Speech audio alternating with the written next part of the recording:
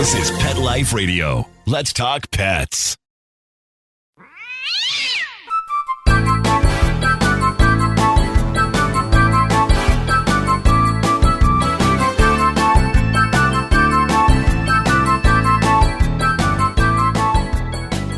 Hey there, cat lovers. Welcome to 9 Lives with Dr. Cat. I'm your host, Dr. Catherine Prim, and I am a cat lover, and of course, I am owned by a cat called Scamper. Today is really fun because I have another cat lover here with me, author Gwen Cooper, who is a New York Times bestselling author who is clearly a cat lover and writes about cats. So we're going to talk about all things cats and all things Gwen right after these messages. We'll be right back. Does your dog itch, scratch, stink, or shed like crazy? Come to Dynovite for help. Order a 90-day supply of Dynovite. Dynovite is nutrition. Pick up 2 bottles of Lico Chops. Get the 3rd bottle free. New improved Lico Chops with omega-3, omega-6, vitamin E. And now, 6 extra direct-fed microbials. Even better for the digestive tract and immune system. Try Lico Chops. Buy 2, get 1 free. At Dynovite.com. DINOVITE.com.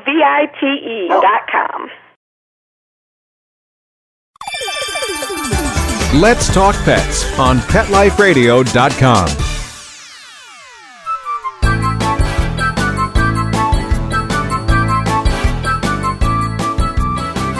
Welcome back to 9 Lives with Dr. Cat on Pet Life Radio. I have with me Gwen Cooper. Hi, Gwen.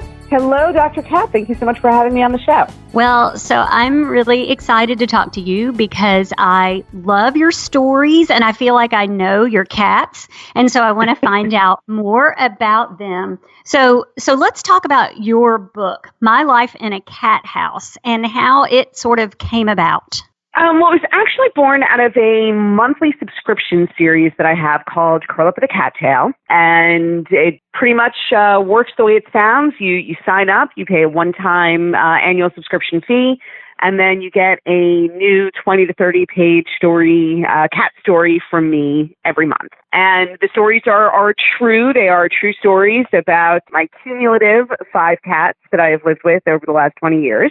And so, My Life in a Cat House is a collection. I like to say it's a memoir and stories.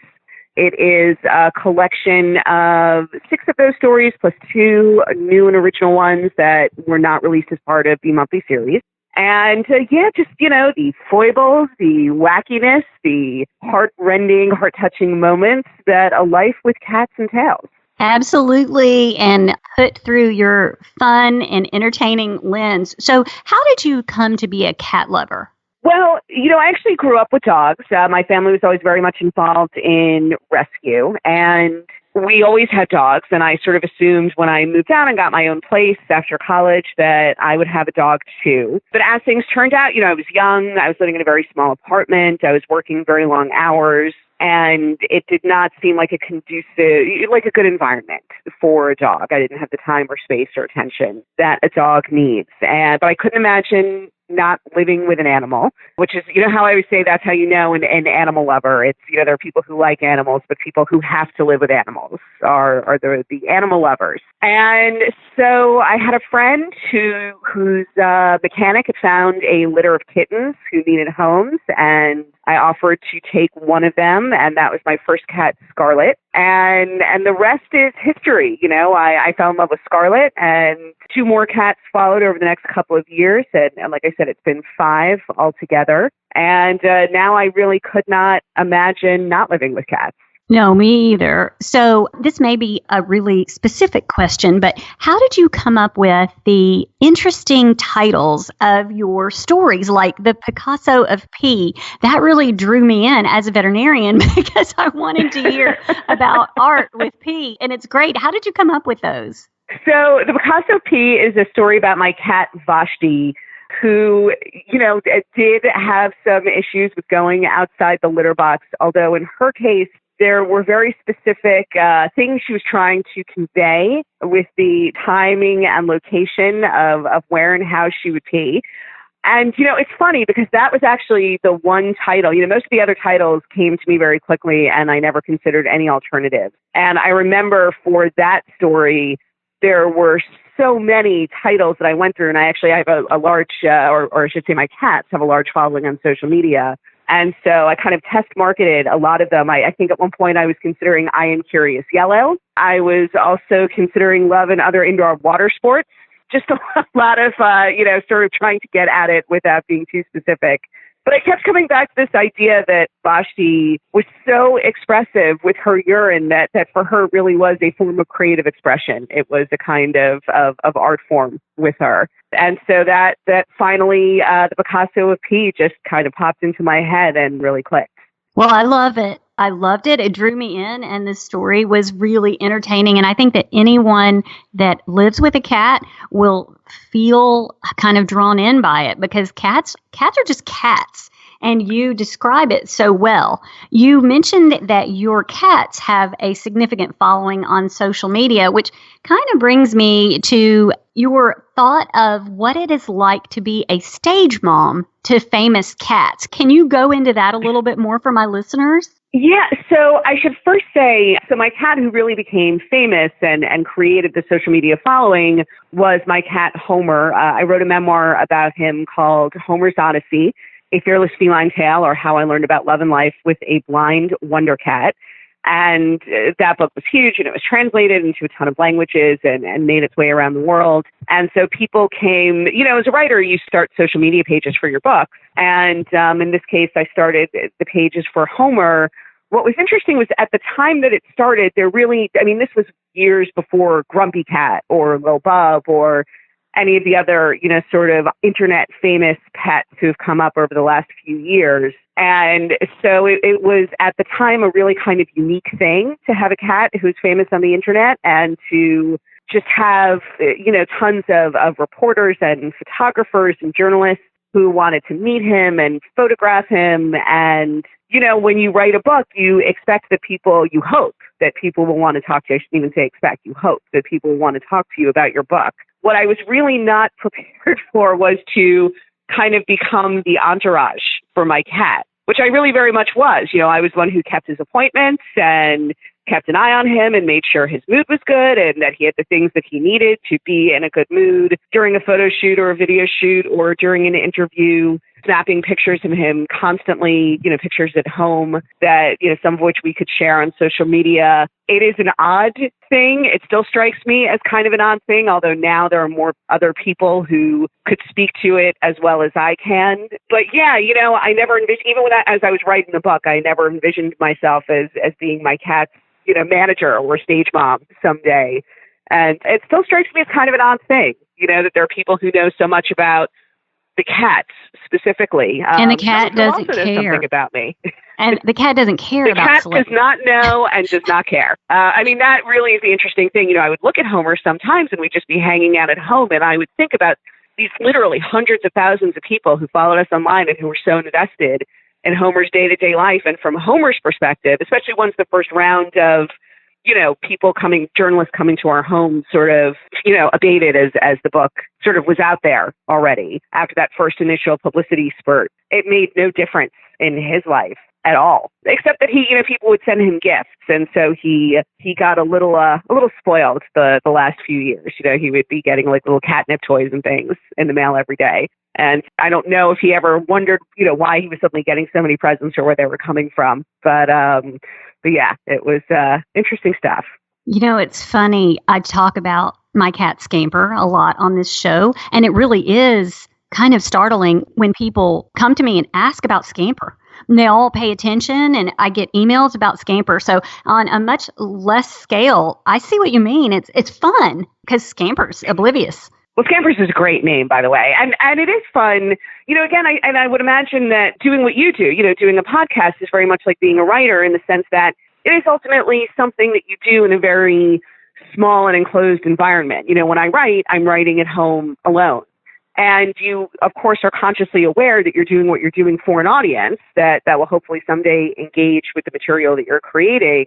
But by the same token, it also always feels a little odd that that's something you just did by yourself, or in your case with a producer, is now out there and being consumed by so many people. And you have to oh yeah, that's why I did it in the first place. And it's always a little odd, I find. You totally get it. I mean, my producer will tell me how many people downloaded the podcast, and I'm like, whoa, really? I thought it was just my mom. Well, exactly.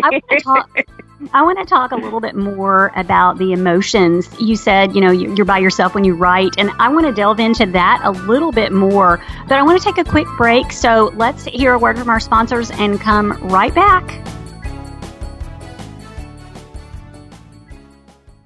Hi, this is Dr. Catherine Prim, and I would like to make you aware of some products that I've discovered. Dr. Elsie's Pet Products. So you all know that I have a cat named Scamper, and Scamper is a little bit sensitive. So I have to choose sort of special stuff for Scamper. Dr. Elsie's Ultra Litter has been kind of a godsend for us. It's made with clean ingredients and it's low on dust, so it sort of addresses the needs that Scamper personally has. You can feel really good about choosing Dr. Elsie's Pet Products because they're veterinarian formulated and they're tested. So they combine science and the love for pets to meet the needs of even the most sensitive pets like my Scamper. Here's the really good news. You can get a rebate. Dr. Elsie's will pay you up to $20 for your first bag of Ultra Litter or any Dr. Elsie's litter by visiting drelseys.com/Dr. Cat. That's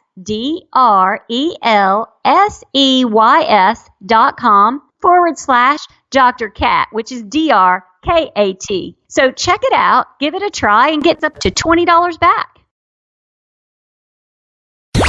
Let's talk pets. Let's talk pets On Pet Life Radio. Pet Life Radio. PetLifeRadio.com.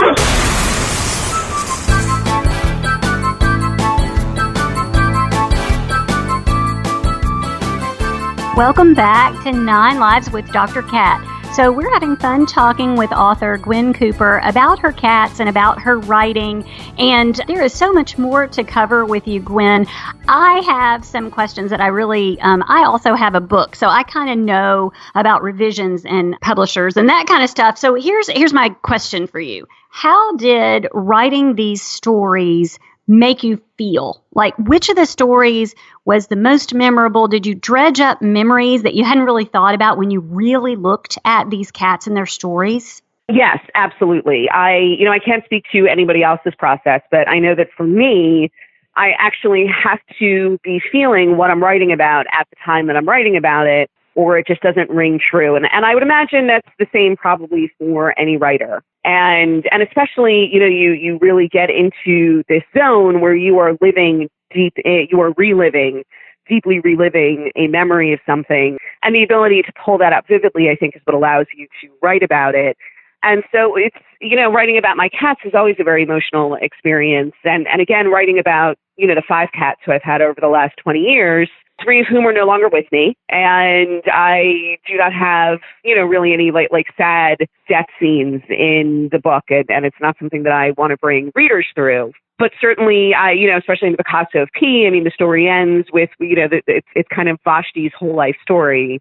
And I find that in writing about, our last night together, I felt it as vividly as I felt it at the time. Although, the other side is that the things that make me laugh and the things that make me happy and the joyful stories also come back equally vividly. So it's in a way, it's almost like getting to travel in a time machine, and getting to relive some of the great moments that I have enjoyed with my cats over the years. And I feel very lucky to be able to do that.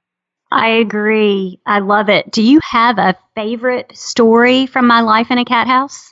I will say that I am probably partial to the first one, I Choo Choo Choose You, because that first story is about my first cat, and it is about the process not just of falling in love with my first cat, but of really learning the difference between cats and dogs as a newbie. Although I will say that the story that readers seem to love the most, that I consistently hear, I love the book, and my favorite story would be a Cat Carrier Tango. which is a story of me trying to get all three of my cats to the vet at the same time in Manhattan through a series of transportation and weather and logistical mishaps. It's kind of, like a long bad day story, although funny in the retelling, but just trudging through the streets of Manhattan in the rain with three very cranky cats in tow on buses and cabs and on foot. And that really seems to be the story that the readers seem to like the most. I've gotten a lot of feedback on, that story was hilarious. Like, well, you didn't have to live through it. but yeah, that's well, probably cat the lovers favorite. all respect the cat carrier struggle. And so that's like one of my missions as a veterinarian, to make sure that cats get to my office in a good mood and that they love their carriers. So yeah, I think that story really resonates. So I have another thought for you. And when I was reading it, and one of the things that I love the best are the cats' names. They are noble and literary and historical and mythological. And then there's Fanny. So yes. All right. So here's the deal. So Scarlet came to me with the name Scarlet because she kept fainting. The person who found her said she kept fainting. So he named her Scarlet. Vashti, I named for the beautiful Persian queen Vashti. Homer, who is blind, I named for the blind Greek poet. Clayton is my tripod, and he was named for a famous one-legged tap dancer called Clayton Pegleg Bates. My husband actually found that one. Fanny is actually kind of a family name, and maybe it's a Jewish thing, but if you are Jewish, and especially if you're Jewish and American, chances are you have an Aunt Fanny somewhere in the family tree. I had a great Aunt Fanny. My husband had a great Aunt Fanny. It seems to be, sort of an old-fashioned name, and I just thought it was a very sweet name. And especially when Fanny came to us, she was a shy and sweet little girl who kind of let her, Fanny and Clayton are a bonded pair; they're litter mates, and she let her, big brother do kind of all the talking for them at first. And so I just thought it was this sweet old-fashioned name for a sweet old-fashioned kitty who was a little shy. And I've been made aware by my British readership that it has different connotations in the UK than it does here. So there's no real literary background. It's I guess more of a family name would be the answer to that question. well, I love it because I like to name my pets exotic and wonderful names, and then my family's like, no, we're not doing that. so Yes, I've floated some names that have gotten negative feedback from others over the years. So, yeah. Well, so I think that another thing that resonates with your readers and hopefully with my listeners when they read it is that you capture the fun and the joy of getting a cat. So, I love how you described getting your first cat, that you went and you bought all these toys and you listed out all the toys and the different mice in different sizes. And everybody that has a cat totally gets that, because that's the fun part. I love that you wrote about that. Yeah, I always say that I legitimately do not even know what the point of adopting an animal, and especially a rescue animal, even is, if not in large part to give yourself the pleasure of spoiling them rotten. Although, again, it's interesting, like Clayton and Fanny, my cats, now they love toys. They love toys. It is absolutely their favorite thing. But my first three cats were not into toys at all. They were the classic. They liked the bags that the toys came in much more than they liked the toys themselves. So yeah, when I adopted Scarlet, I went out the night before she was coming and I got just this huge, ridiculous array of cat toys, and she could not have been less interested in them. So, Scarlet and I did not get off to the most auspicious start, but we did come together eventually. But yeah, there was one toy, and there's actually a story about the one toy that sort of clicked with all three of my first cats, this little stuffed worm that they all three loved. But yeah, so you find other ways to spoil them, and certainly it was easy enough to find bags for them to play with if that's what they were into. But they're so individual. And they and that's the cool thing about cats. Each one is such an individual. And I think that you kind of touched on that with each of your stories. So which story in this book was the hardest to pull together the way you wanted it? I would again probably come back to the Picasso of P, only because that story, the other stories are kind of a slice of life. And the Picasso of P really is, within the span of, let's say, 30, 35 pages is the complete life story of Vashti.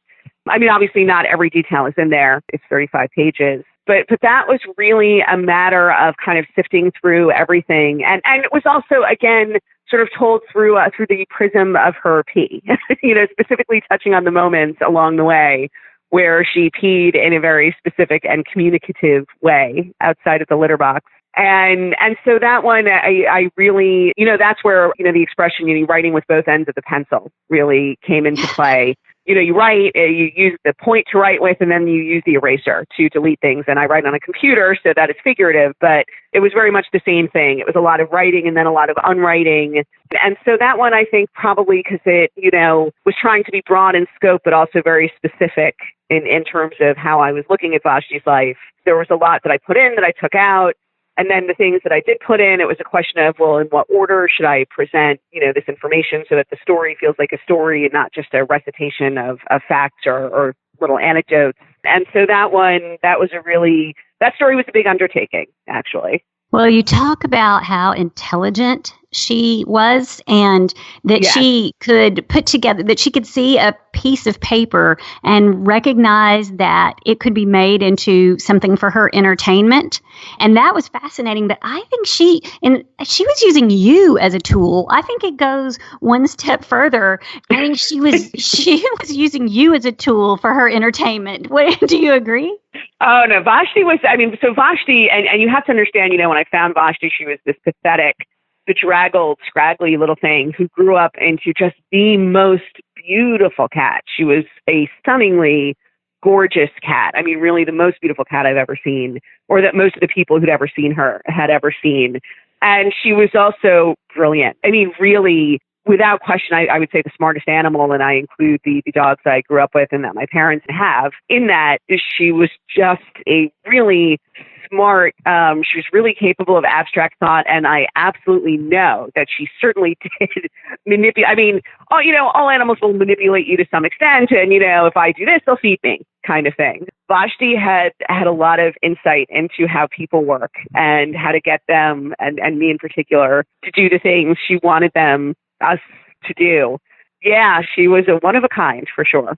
Well, there are people, maybe not animal lovers, but people that say that we anthropomorphize animals, that they're not really thinking these things. But your story convinces me that she was thinking these thoughts and doing these things. And when I look at my cat, I believe. So it's very skillfully woven. I enjoyed it, and I thank you for writing it. And I want to give you the opportunity to tell my listeners how they can find out more or get more Gwen Cooper out there. So how can they find you? Sure. My website is gwencooper.com, and that's GwenCooper.com. And there you can find, all of my books and find out where and how to get them, how to follow us on social media. You can learn more about the monthly subscription series, Curl Up with a Cattail. And, of course, my blog and some more about our day-to-day goings-on. And that is probably, I guess, the best hub for all things Gwen Cooper and Gwen Cooper's cats related.